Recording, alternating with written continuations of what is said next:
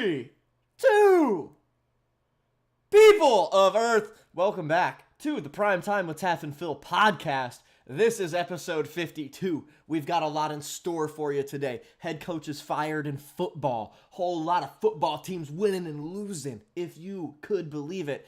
And also, we have a very special debate to talk about two historic women. I sure. I just wait. Is this because Jane passed? Jane Goodall passed away recently. That's what I was hearing. Yes, rest in peace to Jane Goodall. I was talking about this with a friend earlier today, and I feel like, I mean, no disrespect to Amanda Ehrhardt, the person, but You mean Amelia? Are we talking oh my God, Amanda you're right. Ehrhardt, your teacher, or Amelia Earhart, the figure, across the Atlantic? Amelia Earhart. Oh, okay. Not my teacher. I think I put Amanda Earhart down on this ticker.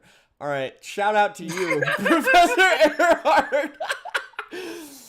But okay, Amelia Earhart, probably a great person. First woman to fly across the Atlantic Ocean. But I feel like she might have been more so reaping the benefits of somebody else's efforts in aeronautics. Like who was the Rosa Parks of aeronautics? I don't. I mean, what do you mean Rosa Parks? Why is that the comp? Because Amelia Earhart's a big deal because she was the first woman to fly across an ocean. Yeah. Now, I think that whoever's responsible, hats off to Amelia Earhart for doing what she did. But I believe the thing that should be getting more attention is whoever was able to get Amelia Earhart into that seat on the plane. Probably, if we're talking planes, it's probably the Wright brothers. Right? Let's Wilbur and Orville. They were the ones who were working on building all them planes and making all the advances in the flying world. But I mean, but it's still it's the first woman to sail across the Atlantic. Did Wilbur and Orville ever cross ever sail the ocean blue? I don't know. I feel like they didn't, and also they would have had a problem with Amelia Earhart doing that. So, what, her flying a plane? Yeah, I feel like there was somebody. And I'm gonna Google it right now. Who is responsible? Are you just gonna Google are Wilbur and Orville right sexist? No. Who is responsible for allowing Amelia Earhart to fly? Okay, interesting. But she still did. It's not like she was someone told her to do it. She probably was I want to do this, and then she probably advocated to do it for reasons. Okay, all right. Major development. Amelia Earhart. Amelia Earhart paved her own way, actually. She funded herself and went over her higher-ups. So yeah, actually, Amelia Earhart is badass. I thought that maybe it was somebody else that was I paved the way for you, and I was gonna say she deserves more clout than Amelia. Nah, dude, this was the 19. Well, when did she? Hold on. When did she? She crossed it in 1932. For context, hold on. I have to remember because I gotta. Women got the right to vote.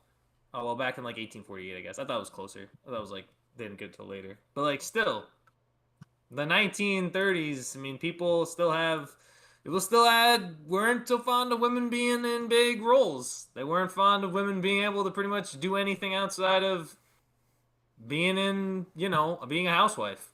So, actually, yeah, never mind. I was saying earlier today in a group chat that Jane Goodall, we're talking about in terms of how awesome they are. I was saying Jane Goodall over Amelia Earhart. I was completely wrong.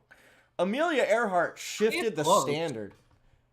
I mean, yeah, Amelia Earhart definitely shifted the standard. I think it depends the context. I think if you're looking in, to me, Jane's responsible for a lot of the, like, what's the word? Anthropological stuff, like huge developments in anthropology and the study of mammals and chimpanzees and the big apes and all that stuff. She has a lot of work in that regard. But in terms of, I think, stepping and being, I think, the prominent role in, I guess, women's history and development of, like, I guess, women's rights and women's power, like, we're looking at Earhart as a much more, if you were to build a Mount Rushmore, like, I think Earhart's for sure on there. I don't know if Jane is for sure on there.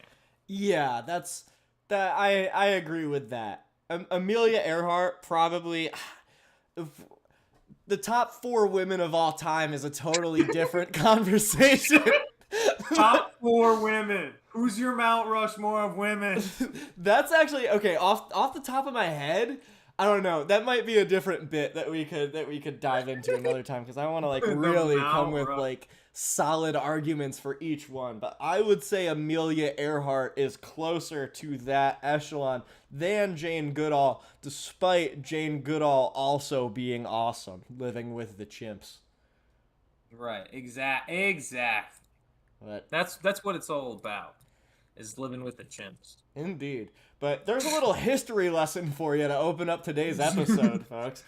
Wait, oh my god, Taff, guess how many subscribers we have right now? How many? Do it. 69? No. Damn it. Close. 68? Very close. 70? It's the other number. It's the other funny number. 420? No! The other funny number. Oh, 67!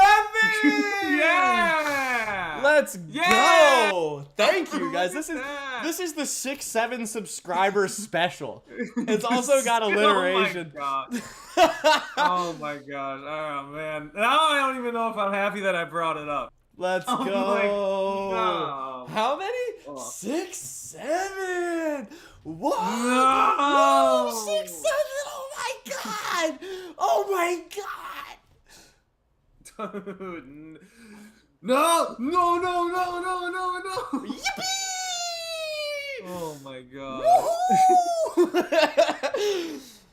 Holy crap. All right. But welcome to the 6-7 subscriber special, folks. We just gave you a little bit of a history lesson. And we're ready to talk about some football. I was really sleepy on Sunday, but I think I have a general idea. Phil, you want to catch me up? Well, let's start with the big kahuna, I think, of the NFL. I think the biggest kahuna, I think, was Thursday night football between the New York Giants battling, like, a near David and Goliath scenario. Philadelphia is supposed to be their get-right game. Instead, they've lost 2 in a row. They lost 2 games in 5 days. And Jackson Dart and Jackson Dart, a.k.a. Anakin Skywalker, a.k.a. typical frat boy typical frat boy from, a big party school, and Cam Cran Eater Scattaboo looked phenomenal on Thursday night. Indeed. It was, and they got people questioning what's wrong in Philly. Is it time to panic in Philadelphia for the Eagles? They got them worried right now at the start of the season. After a 4-0 start, 2 straight losses does not feel good for the defending Super Bowl champs. The New York Giants look better than their counterpart, the Jets, by miles. Yes, and the Eagles are kind of looking like the Jets. It's kind of crazy. That passing offense is awful. Oh my gosh. And we haven't gotten, I guess we got a chance to talk about the Jets when the wound was fresh. We'll get to that. I have some things to say about that. But yes, with the Eagles, it has been such an awful stretch of days for Philly sports, man. Phillies get eliminated. Eagles lose by the amount of points they put up in the 17-34 loss to the Giants. And then Temple loses to Navy with on a go-ahead 2-point conversion. It's been rough. I like the major question mark with the Eagles for me is what the hell is up with that passing game? I mean, AJ Brown has been like in his entire tenure in Philadelphia so far, except for this season, he has been a freak of nature. One of those guys. It's like I would kind of look at, I mean, when AJ Brown is doing well, not this year, he's sort of like the better DK Metcalf. He's like he's Raichu and DK Metcalf is Pikachu. And it's just he's looking like Pichu now. And Devontae Smith, I have him on fantasy, and his output is the same as it's ever been. I shouldn't have picked him. I never do because I live by this idea that wide receiver 2s are better in real life as wide receiver 2s than they are in fantasy. Yep. But I did not follow my own advice, and he's mid again, fantasy-wise. And, that passing offense, why is it so bad? I don't know. I think the entire of the offense is bad. I think it's the whole. They have the talent, right? Because the issue is it's pretty much the same offense from last year. And losing Kellen Moore, he's now the head coach in New Orleans. You now have a new coordinator in there, and I think the reality is they kind of just missed. They kind of missed in hiring a coordinator this year. It was Kevin Patullo. They promoted Kevin Patullo to be the OC, and it looks bad. I mean, he was originally the pass game coordinator the last 2 years, and now you have an offense. He's up to an offense coordinator position. He still hasn't figured it out through 6 weeks what this team's supposed to do. And it's not just the passing game. Not only is A.J. Brown, like, I'm looking up the numbers right now. Here's who A.J. Brown is behind in receiving yards. Patriots tight end Hunter Henry. Also, Patriots wide receiver Kayshon Boutte. Also, Rashid Shaheed of the New Orleans Saints. Jacoby Myers of the Raiders. Jesus. Right? It is another takeaway of this outside of Drake May because he's balling. Right. The quarterback for Rashid Shaheed, Spencer Rattler. Who was the other guy you mentioned? Jacoby Myers. Geno Smith, who's not having a good year.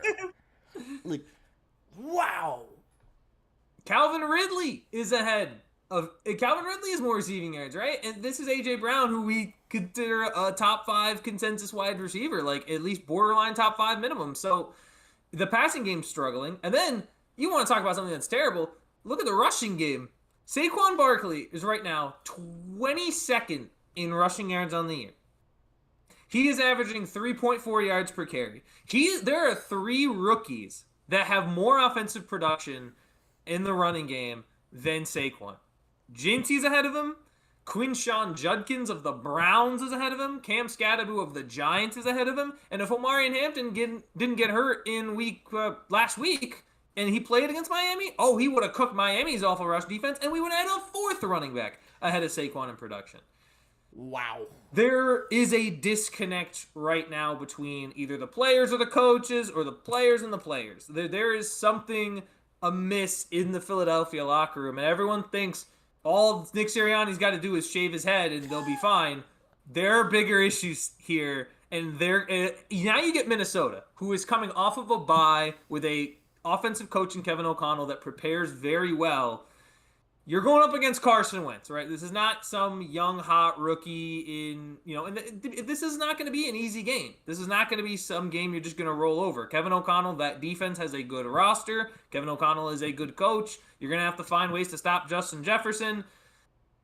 If you lose to Minnesota, I think you got to really evaluate, okay, what's going on here? What are we doing? Because you know who is just behind Saquon Barkley in rushing yards? Jordan Mason of the Minnesota Vikings. And he's done it. He has 2 less yards on 26 less carries. 26 less carries? You see, that's where I think yards per carry is more valuable as a stat. Because that is so telling. 2 less yards than Saquon Barkley on 26 less carries. How many yards does Saquon have? We're looking at 325, and Jordan Mason is 323. And what's Jordan Saquon's... Mason has 4.7 yards per carry. 4.7 for Jordan Mason. 3.4 for Saquon. Jesus, like a 3.4 is like the minimum to be serviceable. Like that's crazy. What are like?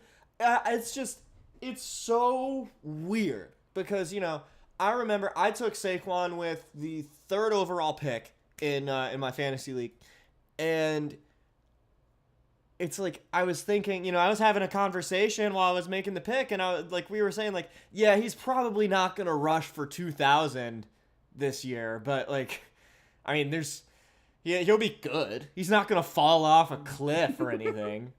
It's like I'm having the same experience with that as I am with the Jets. Like it can't be worse than last year, and it's just crazy. It's really surprising that the Eagles are 4-2. They should be 3-3 at best. Right. I would argue.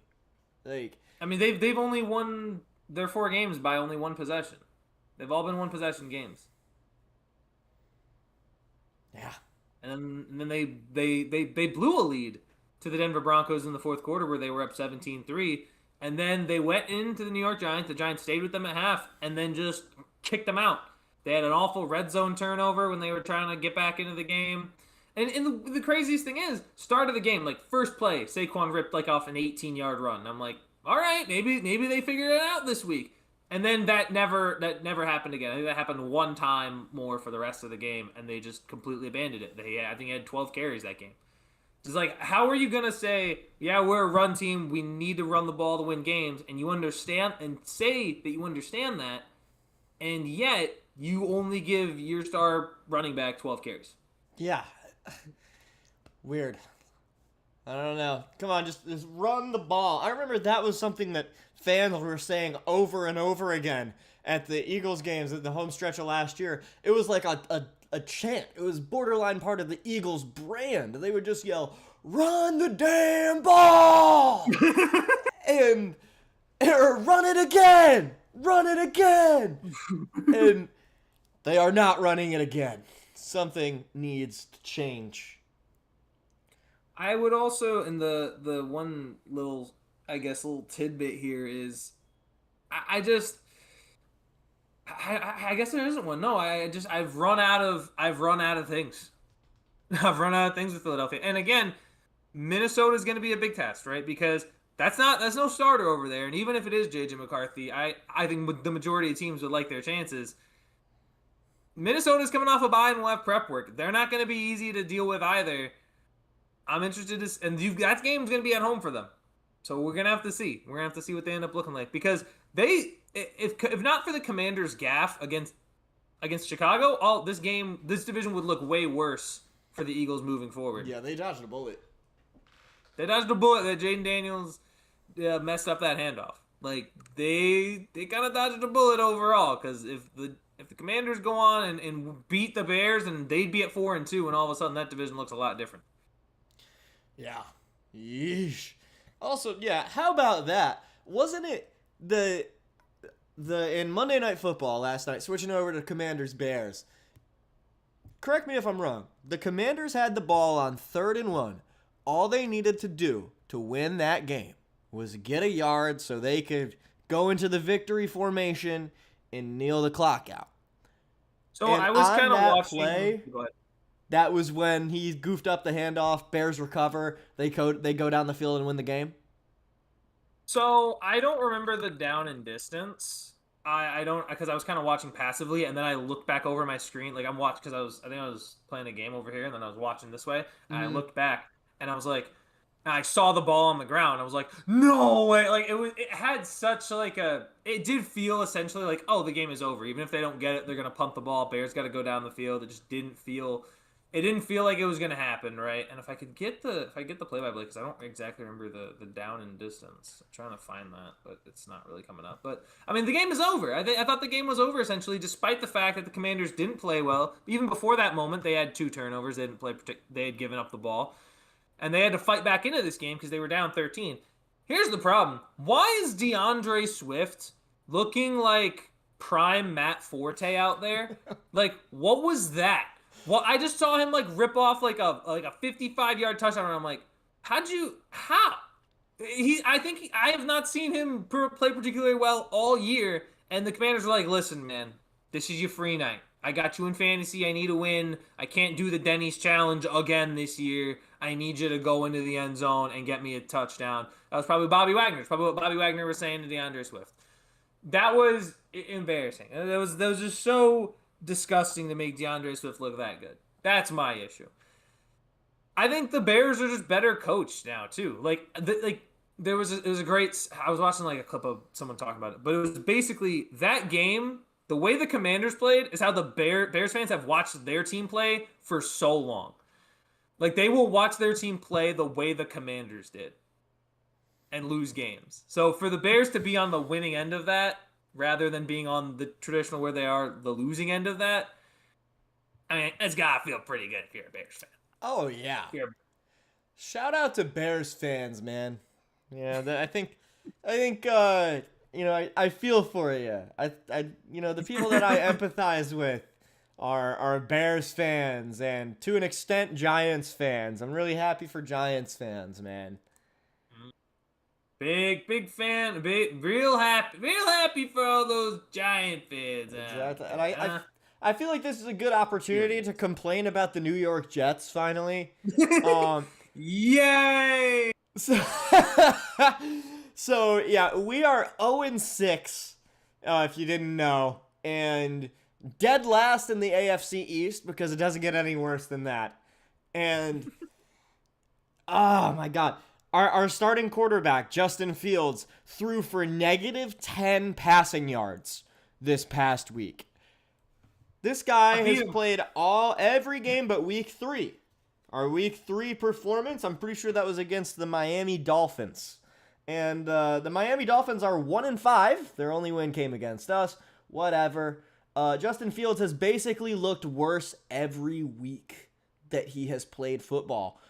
After this -10-yard performance against the Broncos, where we lost 11-13, Aaron Glenn was asked, like, do you switch it up at quarterback? Aaron Glenn's our head coach. And he laughs at the question. He's like, no. Next question. Like, what kind of question? What kind of question is that? What kind of question is that, dude? You're talking. It's one thing. Bro, this is the second worst quarterback performance I've probably ever seen, behind Nathan Peterman's 5 interceptions in one half. Like, it's absurd. We were down 2 minutes left in the game, multiple timeouts. I think you can probably ask 30 of the 32 teams in the NFL to tell them the game's on the line. You have 2 timeouts in 2 minutes. All you need to do is get into field goal range. They can do that. Like that's not a tall task. Whether or not the kicker hits that field goal, it's another thing. But getting into field goal range, the majority of NFL teams should be able to do that with multiple timeouts under their belt. It's 3rd and 8. We are about 4 or 5 yards from field goal range. Less than a minute left in the game. Down 2. And Justin Fields, we've got our wide receiver 1, Garrett Wilson. He's wide open the whole way. He's running this sort of like curly Q route or something. But I don't think it was designed to be a curl. Basically, Wilson is wide open the whole way. And then the second he is not open, basically the second the route is dead and he's just like at the sideline, turned around, like looking at what's going on, Fields is like, here you go, Mrs. Wilson. And then he gets clobbered by the safety, and he came down with some knee injury. Thankfully it's not serious, but like basically Fields screwed it up and threw a hospital pass, and then he got sacked on 4th and 8, game over. If he had just, I don't know, thrown it at any other point in that play, we would have been fine. And the other thing that's so frustrating about this is, like, people will be talking to me and they'll be like, oh, like, are you going to fire Glenn even though he's only 6 games in? I mean, he hasn't won one. And it's like, no, because I don't think that this is really poor coaching or poor play calling or something. I mean, I guess when you're 0-6, it's got to fall on him and in a capacity, a decent sized capacity. But when you have plays like that, it's just like, if you can get a guy that can execute, he doesn't need to be spectacular. or anything. If you can just get a guy that can execute and not be a complete buffoon, it'll be fine. We win that game if Justin Fields is not a complete buffoon. Barring any tragedy like the kick getting blocked or us missing the kick, which isn't out of the realm of possibility. But, like, it's redonkulous. It's redonkulous. There are a lot of worse words, but that's probably the most PG word that you can rock with right now to describe the Jets situation. I'll say a couple things. Number one, this was the problem that he had in Pittsburgh, and this was the problem that he had a lot of times in Chicago too. Bears fans will tell you, and even in the 6 games that I had seen him on the Steelers, Justin Fields, not only does he not know how to read a defense, it's another issue of anticipating when receivers are coming open. So a lot of guys, when they're throwing the ball, the best quarterbacks in the league throw the ball before the route is finished because they know where the guy is going to be. They know the amount of time the defender will have to close, so they know their window of opportunity to complete the pass. Fields is a guy who will wait until he'll wait until a guy is open to try to throw it. And sometimes he doesn't even trust that. There were multiple moments in the game where he has enough time. Like, it's not like the offensive line. I know the offensive line, he gave up 9 sacks. A lot of that's on Fields too because you have open receivers. You have check down available options. That's why they are there in the first place. The idea of trying to hold on to the ball to make a bigger play, you got to take what the defense is giving you in a lot of these situations, especially in a game where you know that yards and points are few and far between, which is why the other thing that bothered me about this game, excluding Fields, is what Aaron Glenn's decision before the 2-minute warning.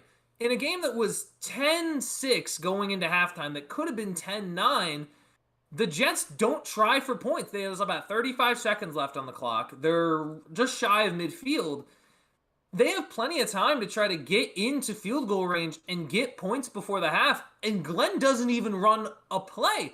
They just run out the 30 seconds and just go into the locker room, and Garrett Wilson is furious. He's yelling at Glenn on the sideline about it. And with every right to be, because that tells me one of two things.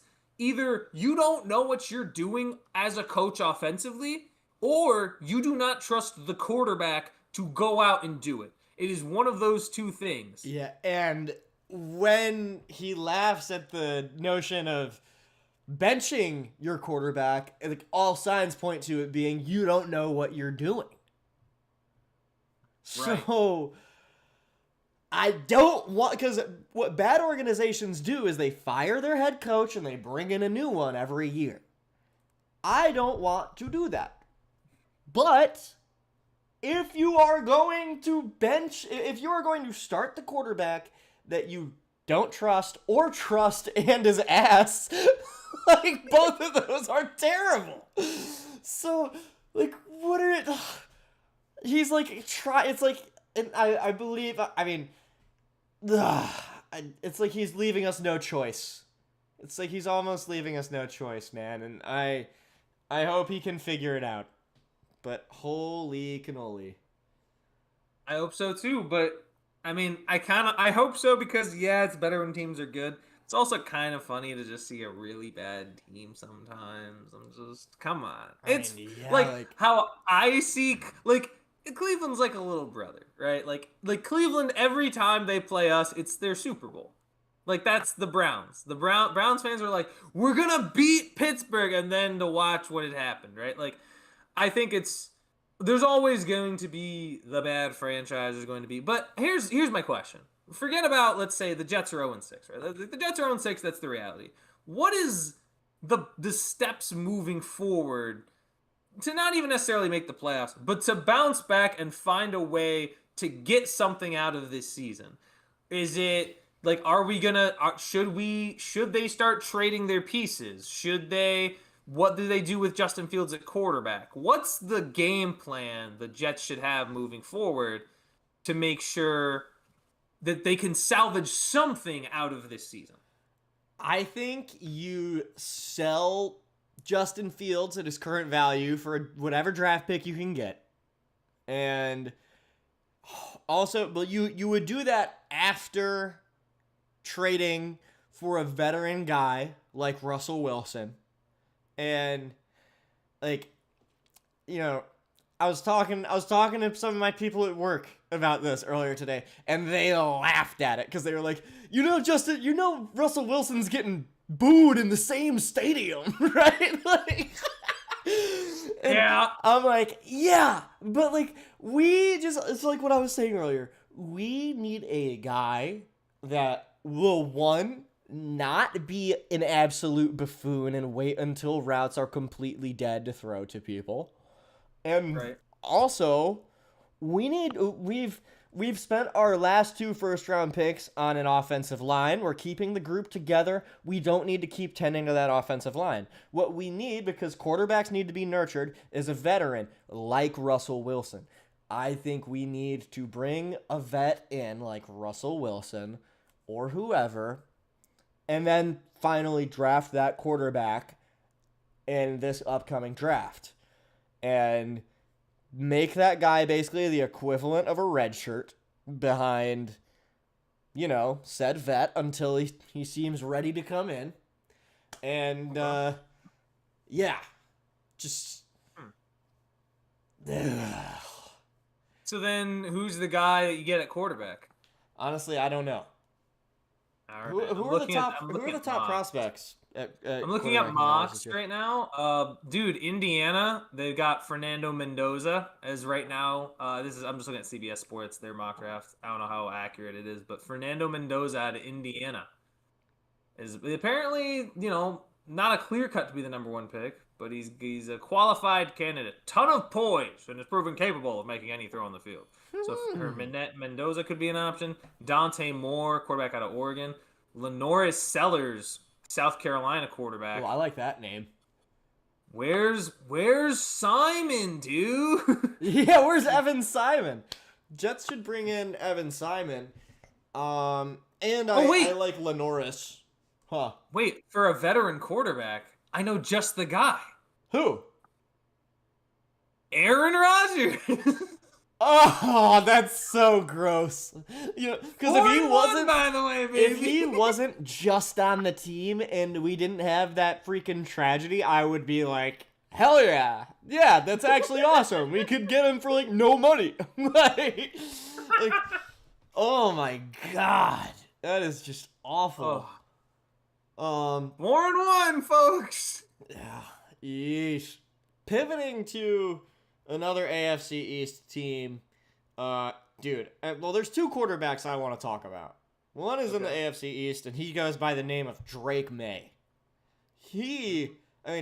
We looked at the Patriots' schedule. You want to pull that up real quick? We looked at the Patriots' schedule, and they could be like, 10-3 entering week 14 or 15 if they've had a bye already. It's ridiculous. So they're playing. So actually interesting. It's a Mike Vrabel revenge game. They're going to Tennessee to play the Titans, and the Titans just fired their head coach. So yeah, Titans are probably screwed in that one. Mm-hmm. And their current record is 4-2, correct? 4-2. Yep, they just come off their win against the Saints. So now they go on the road to play the Titans. They'll host Cleveland. They'll host Atlanta, which that game looks interesting now. It's not nearly as much as I think. Like, it doesn't look as lopsided now, especially with Atlanta's win over Buffalo. It doesn't look as easy. But then they'll go to Tampa. That's going to be a tougher one. And then they have the Jets at home, road game against the Bengals, and then home game against the Giants before they close out. And then they'll close out the season with home game against the Bills, road game against the Ravens, road game against the Jets, and then they finish at home against the Dolphins. That could eat that, and this is even being maybe harsh. That's like 12-5. No? Yeah. Like that could very much be 12-5 with losses to like Bucks, Bills, and maybe Ravens, depending on if Lamar's healthy or not. Like we'll see what the Ravens look like if Lamar's able to play. But even then, like this is now again, I don't think they ultimately hit 12 wins because I think there will be some snags that we're not expecting. But I think playoffs are pretty much all but assured almost with just how light the schedule is moving forward for them. And with the fact that they're only going to get better. Like Drake May's going to have more time to get in touch with his receivers. Stephon Diggs Kayshon Boutte is having an impact. I think the one issue is I need to see more Travion Henderson. I need to see a solidified I need someone to rise out of that murky running back room, and it clearly should be Henderson because Gibson unfortunately tears his ACL. Ramondre Stevenson 100% dips his hands into a vat of butter at the start of every game with his fumble problems. And then you've got Trayvon Henderson, who clearly has the highest ceiling. The highest ceiling right now. Like, you just have so much unlocked potential there. I feel like he should be the one getting the ball more, and that, I think, will continue as the season goes along. So maybe, if you're in fantasy, it may not be a bad idea to go get Trayvon Henderson while he's not super expensive, and then maybe goes on a tear down. I like that idea. Do you have Trevion Henderson in our league? I don't. Nice. I don't. But I got my second win, baby. Holy crap. I needed that. I took down the 4-1 Todd Hitching, so now the league gets even closer. It's even tighter. Yes. And I am George Kittle's first. George Kittle's coming back. Josh Allen's resting up on his bye week, and then my best two players in Jefferson and Josh Allen, they're gonna be healthy. They're gonna be ready to go the rest of the year. I feel ready. I feel ready for my run. Just gonna make a couple moves at the deadline, and I'm feeling ready to rumble. You might be about to have a resurgence. You know me, I'm happy as long as I don't get dead last and have to deal with the punishment. I have been getting Tyler Algier. I have been getting so lucky every week. Yeah, that's crazy. I don't know how your team is 4-2. Your team is dog. Like, it should be like bottom third of the league or bottom fourth of the league, but the people I play against just keep flopping, and it's great. It's ridiculous. Also, I will get lucky. Like honestly, wishing a speedy recovery to Bucky Irving, but Rashad White and Stephon Diggs have been like my guys in the past 2 or 3 weeks. Yeah, that's nuts. The other thing for me in like the D&E league, dude, I'm like 1-5. I'm so like it's. I actually played. I played, and you know what? I played better. My team outperformed more than half of the league. Who do I play? The one guy that drops 160 points this week. Oh, like I watched Bijan just absolutely kill any chance I had on Monday. It was just so brutal. It was so brutal to watch. Yeah, that is. Let me see how I think by some miracle I am 3-3 in the D&E league. I remember starting the season saying, "Man, this team's gonna be fun," and then it sucks. Yeah, how's Travis Hunter been treating you? He's benched, bro. Damn. He's you know who he's benched? He's benched for Jawan Jennings, bro. Like, well, Jawan Jennings has been pretty solid this year. That's Kendrick Bourne you're thinking of. Maybe. The other 49er receiver that I don't have.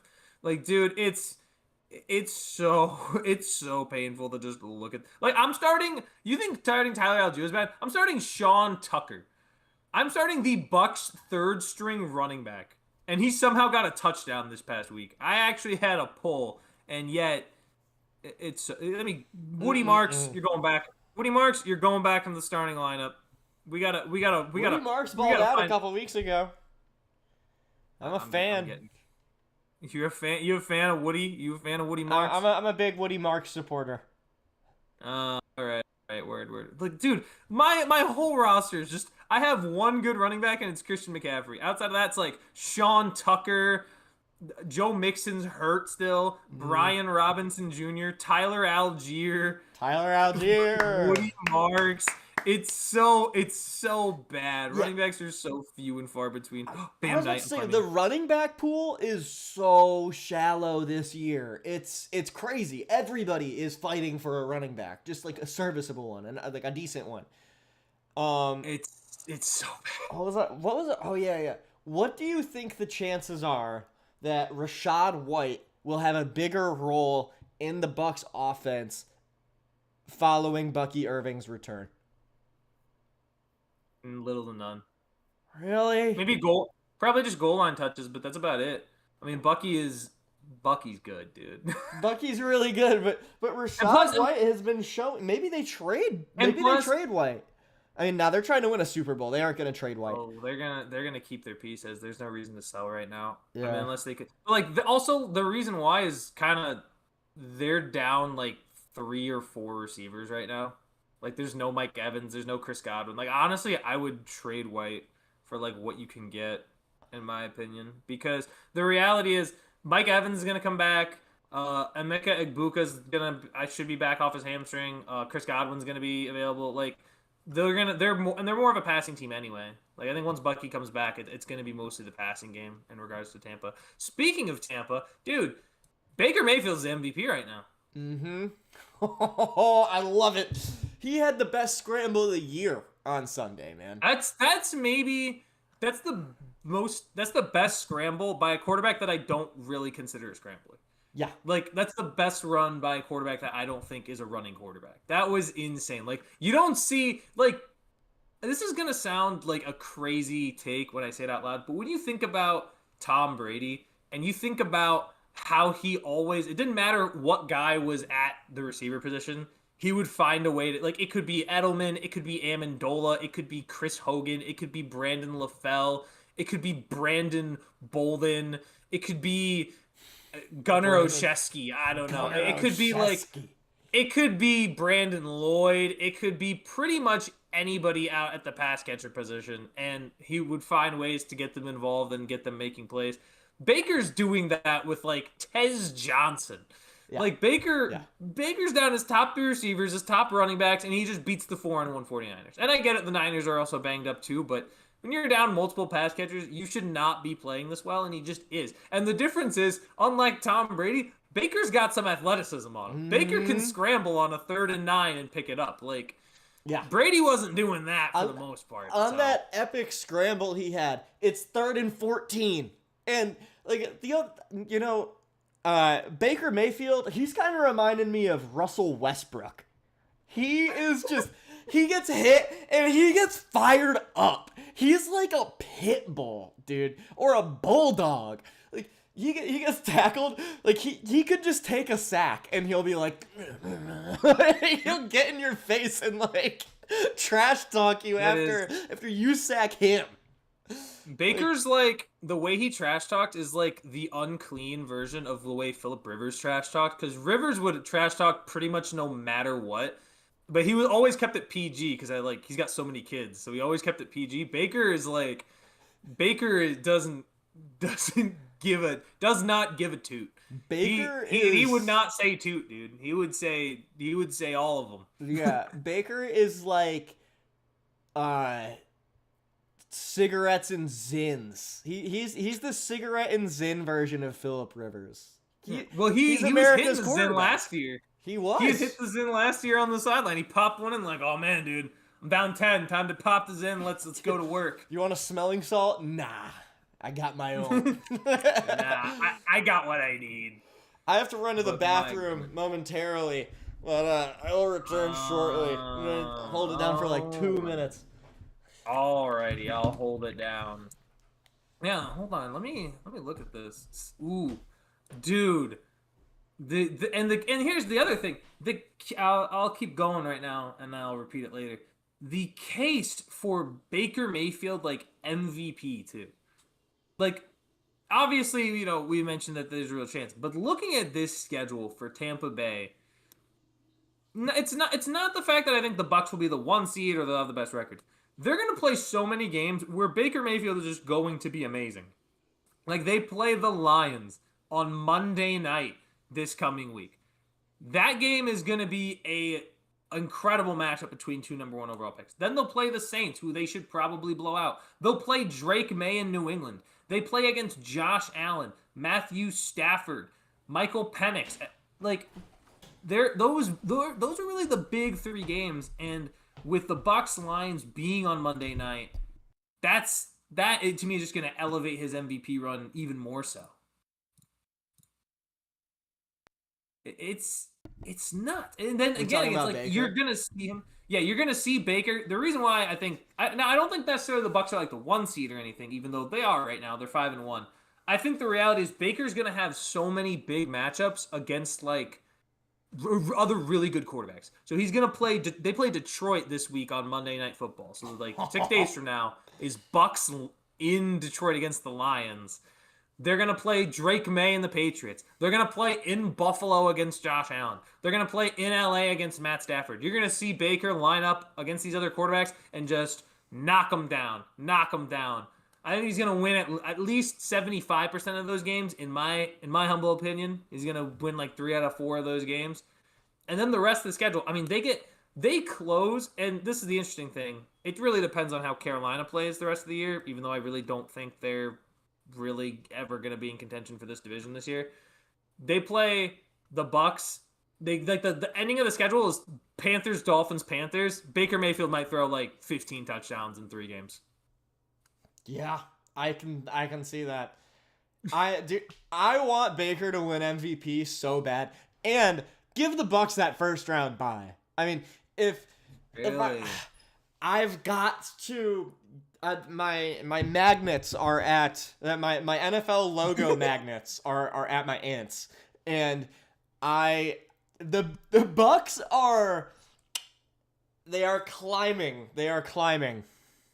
They're climbing in the Taft likes them rankings. Yeah, they're climbing in the Taft personal power rankings of like what team has my heart right now. For me, that's oh my gosh. Like the teams that have my heart right now. That's the Bucks. That's the Colts. That's the Giants. The Bucks, the Colts, and the Giants. Man, those teams are the teams right now. Wow. And the Falcons. Falcons are up there too, Falcons of course. With a big win over the Buffalo Bills last night. I'm shocked by Buffalo's inability to play defense. I understand Atlanta's got a great offense, but they haven't been able to utilize it in the way that you would have liked to see in this year. Like they got shut out by the Carolina Panthers. Then somehow they were able to squeeze by the Commanders with them not having Jaden Daniels. And yet you come out of your bye and Bijan Robinson looks like a monster. Drake London, I mean, he had like 25 plus fantasy points before the end of the first half. And they could have been up more if he hadn't stepped out of bounds at the last play of the first half. They had like run a slant, and London basically took it to the house, but he stepped out of bounds just at the 1 yard line while trying to dive for the pylon and didn't get it. I mean, this is what we've been expecting from Atlanta for a while now, especially with having Bijan, having Drake London, Kyle Pitts, mind you. Kyle Pitts is actually having a decent year. He's arrived. He's arrived. Oh, God, he didn't have a great game against the Bills, but like, look, man, it could be. It's been better than 5 games, 23 catches, 223 yards. Yeah, you can't. It's not bad. It's gonna be a better season than I think the last few years we've seen from him. So it's gonna be interesting. It's gonna be interesting to see what Atlanta looks like. Obviously, Tampa's still the clear favorite. But Atlanta and Carolina in a rematch when they do play each other. I'm not sure. Let me check when that game is. But I'm interested to see how the Falcons will look in their rematch against Carolina, because they got to prove that shutout was like kind of bogus. They got to prove they could beat the Panthers. So, and I mean, when you look at the Falcons too, not only they have an interesting schedule. I'll say that they've got a what's tough their current record? overall. 3-3. It's 3-2 right now. 3-2. They've already had their bye. That's a super early bye. Yeah, I think for them it didn't really benefit them that much because I don't really believe they had any real injuries. But like they'll play the 49ers this coming week. That's a very winnable game with Mac Jones starting. I think Mac Jones is. It's a prove it game, like. Well, I mean, but you beat the Bills. Like, I think the Bills is a statement. I think the Bills is the statement. The follow up is like, how for real are you? Can you follow up that performance and still hold water? Right? Yeah. You showed you can get in the deep end and swim. Can you continue to tread water? Yeah. And that's what we're going to see. Yeah, for me it's like, all right, is that win against the Bills a fluke? Is that are you for real? So, wait, yeah. Mac Jones isn't starting. Is Brock Purdy back in that game? I think Mac Jones is. I don't know what the status is of Brock Purdy. I'm going to be honest. I don't think it matters. To me, I really doubt that Brock Purdy coming back against this team is going to be a big change for the Niners, because the 49ers are so torn to shreds. They're like a paper gone through 7 shredders at this point. Like, Kittle, the only positive news is that Kittle's finally going to be back, but you don't have Fred Warner. Fred Warner's now out for the year with season-ending ankle injury. Nick Yeah. Bosa's already been out. Brandon Ayuk, we don't know when he's gonna come back, right? Ricky Pearsall, I don't think has been playing lately. So and of course you're missing your starting quarterback. The fact that you're 4-2 is amazing. And the other thing that I'll say, Christian McCaffrey, he's been excellent in the pass game. He's been struggling rushing the ball. I think he's actually averaging a lower yards per carry than Saquon at 3.1. So that's a tough start to the season for him. I don't. This is a 49ers team that I don't think is going to hold water in an NFC West where the Rams and Seahawks look competitive right now. Yeah, I mean, the Niners are just injured to oblivion, eroded, porous. It's not good. It's looking tough. But I'll tell you what is good. What's that? Guess who's 4-1? Guess who's 4-1, leading the AFC North by like 3 games. The Steelers. Congrats. Cupcake victory. I mean, congrats. We beat the Patriots. We beat the Patriots, who have a winning record, who beat the Bills. I don't know what you want from me. Maybe the Bills are overrated. So what? Now the Patriots are overrated too? No, the Patriots. I mean, the Patriots. I'm gonna be saying the same thing. They got a Mickey Mouse schedule ahead of them. I'm saying, congrats on being first in the division, but that did not come without some minor blessings for the Pittsburgh faithful. Say what you will. You play who's on your schedule. We are 4-1 right now. The quarterback that everybody said was, oh man, he's washed. Oh man, he's done. Okay. Oh man, he's playing himself. You had people saying, man, this is affecting his legacy right now. Let me say something. What he's doing. Let me say one thing. Coming into the season, before all these injuries happened, I think what you have told me and what you would tell me is the annoying, difficult thing about playing in the AFC North is the elite quarterback play. Mm-hmm. Joe Burrow is out for the foreseeable future. Same with Lamar Jackson. The Browns are the Browns. Aaron Rodgers has not been elite, man. Did you? Oh, hold on. Did you watch the? Oh wait, no, you didn't. You were asleep. My bad. I've been looking at the stats and stuff. What he was doing. Really? Well, tell me what Aaron Rodgers did. Why don't you go ahead and tell me what Aaron Rodgers did? I can't remember, but the numbers didn't jump off the page. Oh, really? You are on Mickey Mouse timing. So a 70%. Keep in mind, Cleveland is probably one of, if not the top defense in the National Football League this year with the way they are playing. 70% completion percentage, 235 yards, 2 touchdowns, and a passer rating of 115.3 against the number 1 defense in the league. Well, I thought the Steelers had the number one defense in the league. Statistically, right now it's Cleveland. And you saw what Cleveland did to Jordan Love earlier this year. You've seen what Cleveland been doing to some of these offenses. You saw how they made Joe Burrow struggle week 1. They have been statistically one of the best defenses in the National Football League. And Aaron, no problem, just 70%, 235 yards, 2 TDs. I mean, he made a crazy throw to Connor Hayward in the back of the end zone, cross his body, zips it in tight coverage. Connor Hayward makes a great catch. He's had maybe one bad week. It was against Seattle week 2.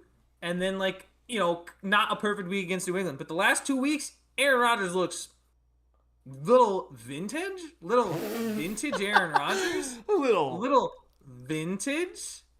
I'm telling you right now, and the crazy thing is, they're not asking him to save the franchise. They're not asking him to do that. They're just asking him to, hey, make a couple of great throws and then just do what you need to do to make sure we win the game. We're not like the Jets. We don't need Aaron Rodgers to come in and resurrect what is a bad team.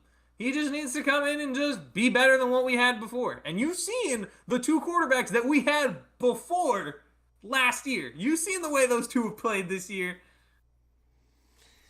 Yeah. Now, do you think the Steelers are capable of getting a playoff win? Depends on who they get. Because they're probably going to win the division. They'll probably... Yes. I think this team, the way they are built, can win a playoff game with Aaron Rodgers. I think this team can win a playoff game. Well, we'll have to see. Because they just beat. If you let's say this, they went into New England and won, right? Yeah. Do we think New England's gonna be a playoff team? Yeah. Okay.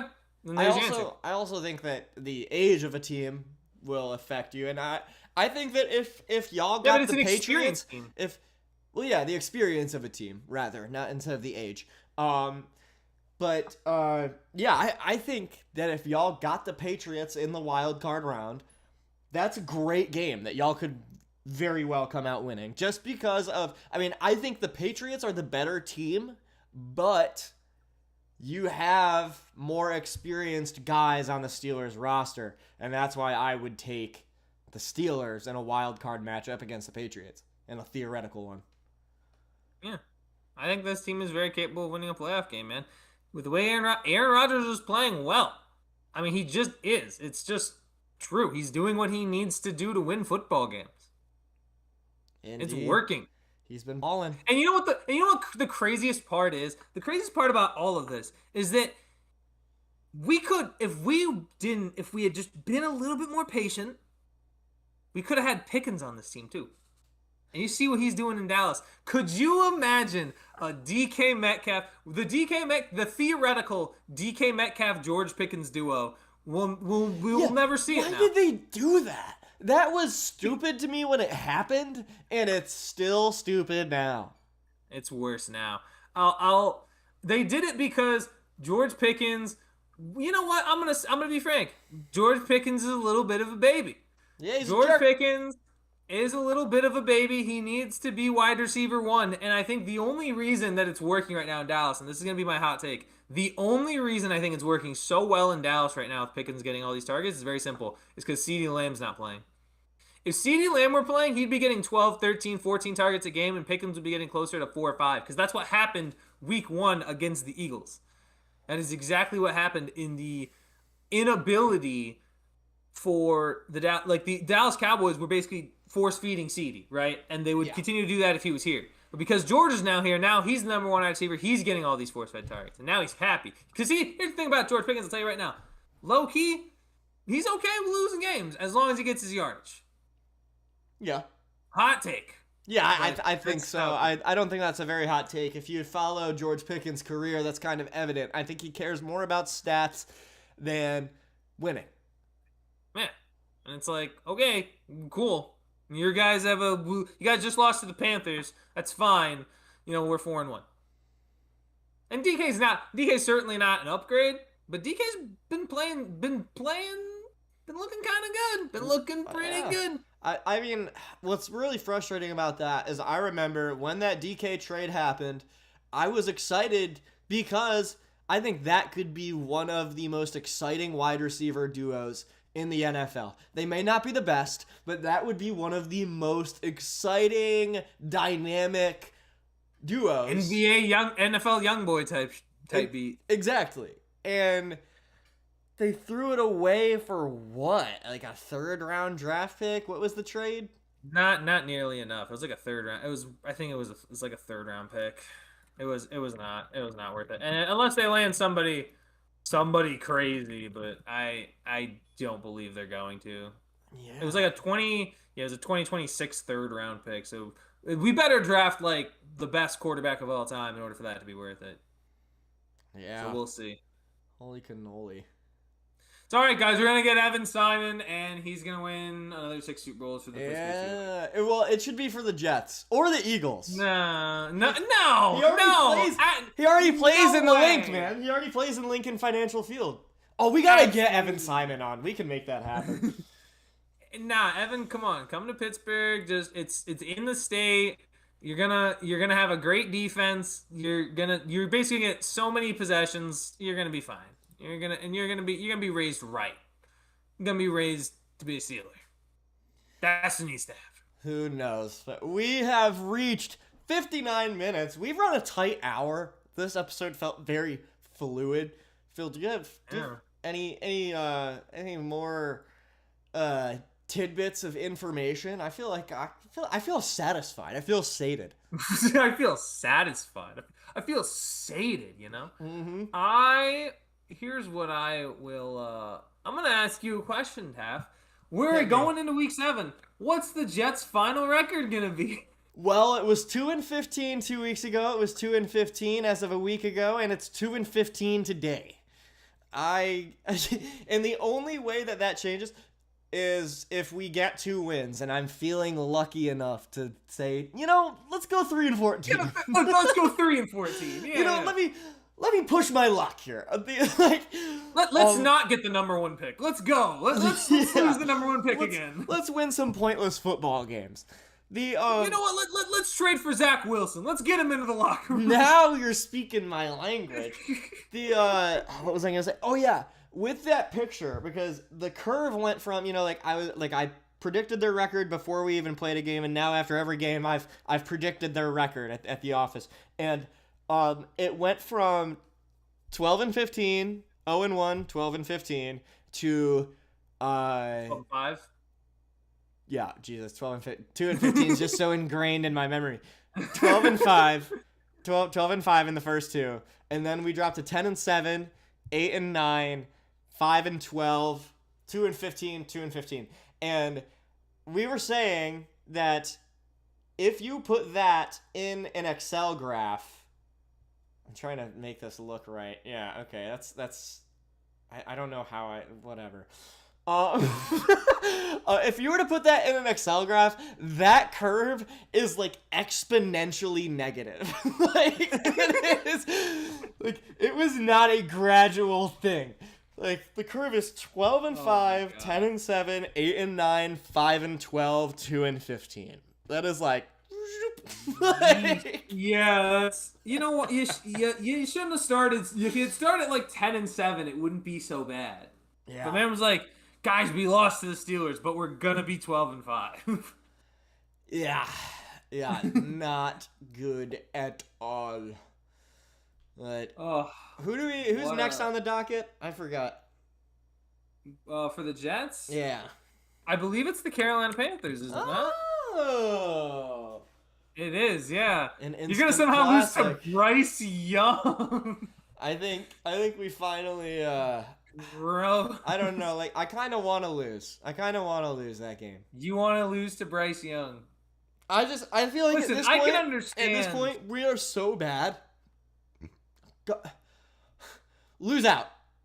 Oh, you want to go 0-17? Secure the number 1 pick. Get a couple That's wins crazy. for moral support, so the guys don't end up on suicide watch. Nah, Taff. Sorry if I was insensitive. Down, man. But Taff, you never live in that down, man. When you're a team that's never has a season, it's never they didn't get a win. You never live that down. Your team, think about the Lions. Lions still get clowned for going 0-16. You know how much I'd be clowning Browns fans for winning 1 game in 2 years? What? I never hear you clown Dolphins fans for winning 1 game in a season. Yeah, but because they have an undefeated season. When was the last time they had our one win? Our parents were barely sentient when they had an undefeated season. Yeah, but when was the last when was the last time the Dolphins had a 1 win? Was it 2007? Yeah. I mean, but okay. it was the same season the Lions went 0-16. Yeah, but I'm telling you, having 1 win on the season is way different than having 0 wins on the season. We can get 1 or 2. Just get the number 1 pick. Actually, no. You know what? Don't get the number 1 pick because the Jets will find a way to screw it up. We need the 4th pick or something. We need the cards to fall to us where we don't have so many options that we make the wrong decision. And yeah. That's my perspective. That's my idea. All right. Interesting. I don't think. Here's what I say. Here's what I think about this whole thing. Remember how I asked you earlier what you need to do if you're the New York Jets? Yeah. You need to sell everybody. That's the plan. Not just Fields. You've gotta trade your guys while you can. I think Breece Hall is someone that should be moved. I would argue guys like Jermaine Johnson is a case to be moved.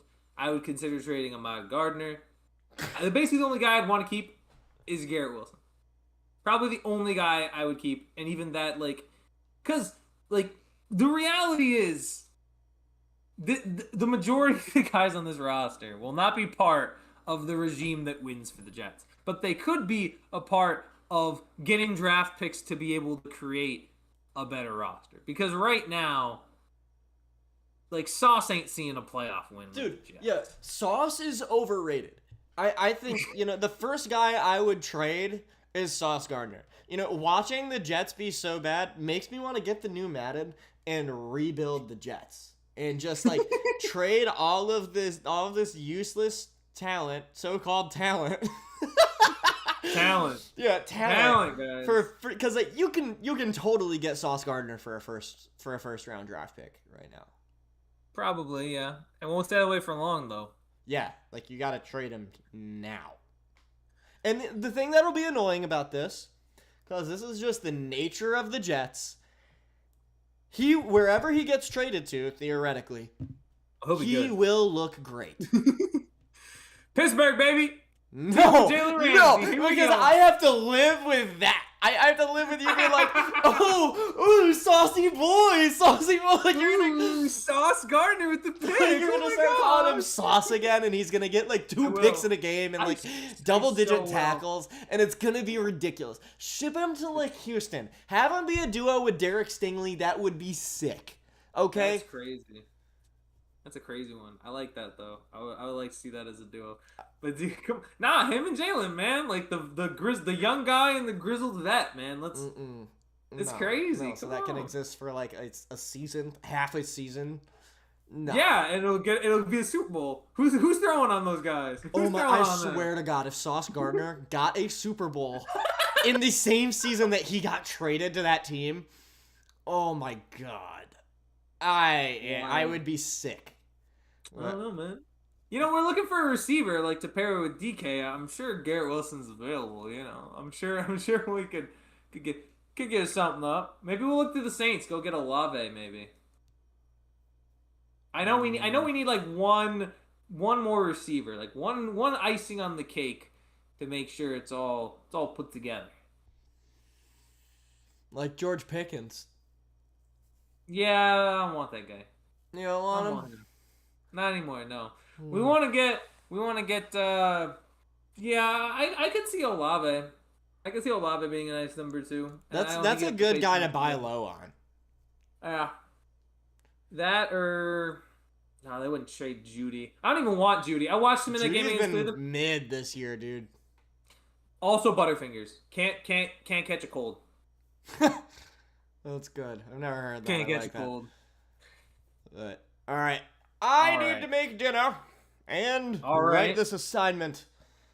All right. This has been episode 52. Good episode, chat. Good episode. Good episode, chat. Shout out to you for watching. Let us know in the comments who's more goated, who's closer to your Mount Rushmore of women, Jane Goodall or Amelia Earhart, or my professor Amanda Earhart. And, bro, how you forgetting Harriet Tubman, man? Harriet Tubman is definitely a top 4 woman of all time. Dude. The H-Tub. The H-Tub. H-Tub. What? Yo, all right. Susan B. Anthony. People of Earth. This is something we do at the end of episodes now, I think. I've saluted at the end of like the past 2 or 3. Yeah. Peace out. We will see you on Thursday. I will see you on Thursday at the earliest. I know where I'm going to be. I'm going to be here Thursday reacting to the Steelers-Bengals game Thursday night. So be there or be square or be hairless. You're hairless if you don't watch it. You're hairless if you don't watch it. You're bald.